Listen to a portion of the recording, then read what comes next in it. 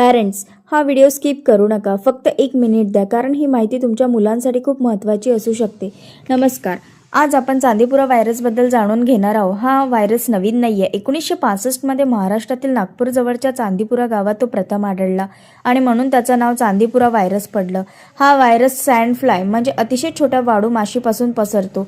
हा साधा डास किंवा मधमाशी नाही. सुरुवातीला फक्त साधा ताप वाटू शकतो, पण काही मुलांमध्ये काही तासातच परिस्थिती गंभीर होऊ शकते.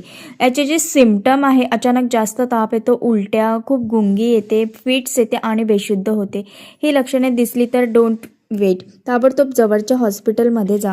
7 ऑगस्ट 2026 पर्यंत गुजरातमध्ये 184 रुग्ण म्हणजे केसेस आढळले. त्यापैकी 35 कन्फर्म केस आणि 22 मुलांचा मृत्यू झाल्याची माहिती समोर आलेली आहे.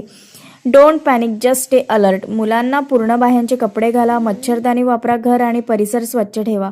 तापांसोबत गंभीर लक्षणे दिसली तर दुर्लक्ष अजिबात करू नका. हा व्हिडिओ प्रत्येक आईबाबांपर्यंत नक्की शेअर करा, कारण योग्य वेळी मिळालेली माहिती एखाद्या मुलाचा जीव वाचू शकते. आणि जर तुम्हाला माझे ब्लॉग्स आवडत असेल तर तुम्ही माझ्या चॅनलला सबस्क्राईब करू शकता. Bye and take care.